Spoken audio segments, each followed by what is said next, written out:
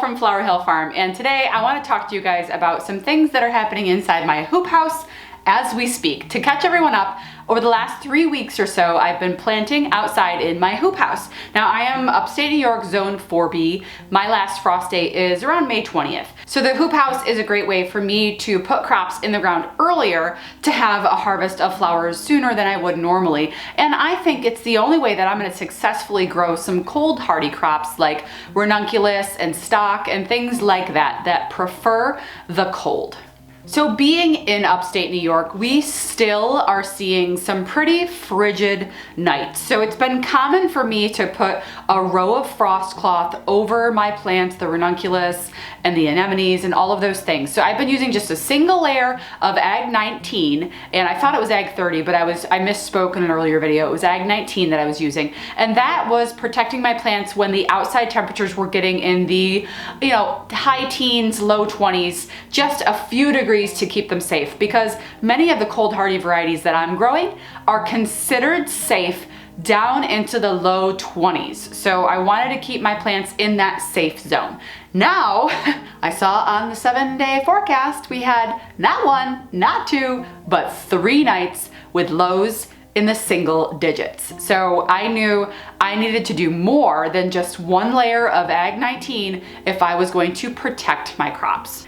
So just for reference, my hoop house is 16 feet wide and 50 feet long, and I got it from Farmer's Friend. I get a lot of questions every time I talk about the hoop house about the size and where it came from. Mine is the Gothic style, which is better for my climate, and so far it's been fantastic. We've had, I think, a pretty average winter in terms of snowfall, and I've only had to kind of shovel it off maybe twice.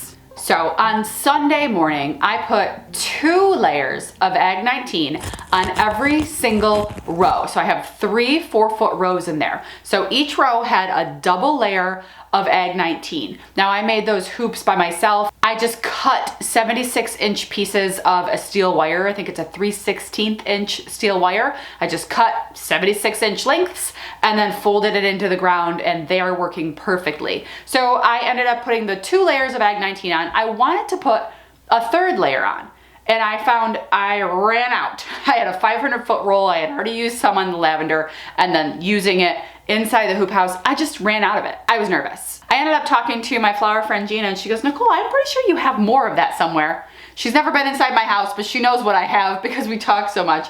And I said, "You know what, Gina, I think I do have some downstairs." So I went downstairs and I found that I did have like 5-foot by 25-foot sheets of Ag 19. But what I also noticed downstairs was I had a 100-foot roll of 4 mil plastic. I was like, oh, interesting. So I'm gonna use the plastic because then I have full coverage. So I brought up the 4 mil plastic and I ran it down the outer links, the outer rows. So both ranunculus rows, I covered in 4 mil plastic on top of the Ag 19, and then I felt so much better about the low temperatures. And then I ended up, while I was in my basement, I opened a box and I found an entire brand new package of Ag 30, which Ag 19 and Ag 30, basically the number is the thickness of the cloth. So that means it just gives you a little bit more protection. So the Ag 30 is more protection than the Ag 19. So I grabbed that package of Ag 30 and I ran it down the middle. So now all 3 rows had 2 layers of Ag 19. The outer rows had a layer of plastic, and the middle row had a top layer of Ag 30.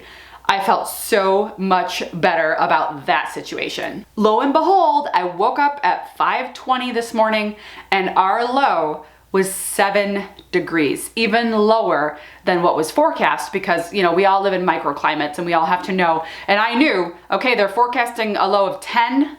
I'm gonna be colder here. So we had 7 degrees this morning. I was a little bit nervous to go out in the hoop and check. So let's see what everything did. Oh my gosh.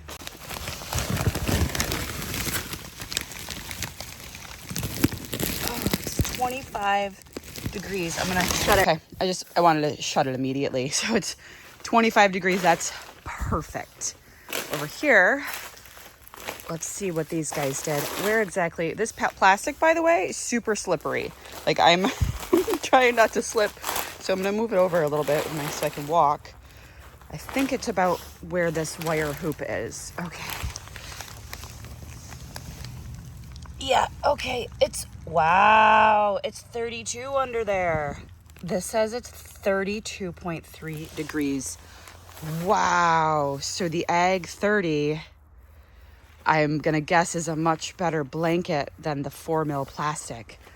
I might have to get some more Ag 30. Interesting, 7-degree difference between the two. So this is gonna start to go down if I leave it out here. The sun is starting to peek out. Hopefully that'll bring the temperature up a little bit in here today. I'm sure it will. I am not gonna take this off until Wednesday morning, I'm thinking. The high today is only 19 degrees, so I don't wanna take anything off. And the overnight low again is about 10 degrees in the forecast. Like I said, last night's overnight forecasted low was 11 degrees. I am not taking any of this off. So I started thinking right afterwards that maybe the middle row is also just in general a little bit warmer because it's further away from the edges of the hoop house where the cold can kind of come in through the plastic. So not only maybe does the Ag 30 give it a little bit more of a boost, but I don't know if that's gonna be a 7-degree boost as compared to the plastic. So I think being in the middle generally means it's just gonna be a little bit warmer. So I'll have to maybe do another experiment with that once I get more Ag 30 and see if both the conditions are exactly the same with the Ag 19 and the top layer of Ag 30, if there's still a difference between the outer row and the middle row. So I'm curious. I love doing experiments and seeing what's happening. And I've also heard of people using other things. They've used old Christmas tree lights, you know, the ones that actually give off heat. I've seen people string that down their bed for a little bit of an extra added oomph of degrees underneath their frost cloth. I don't have old Christmas lights, I don't have electricity out there, and I don't have an extension cord that'll reach that far, so that wasn't an option for me. And I've also seen people bring in a portable heater and turn it on a couple of times during the night. I do have a portable heater that would be an option if I say new temperatures were to get maybe down to 0 degrees or something.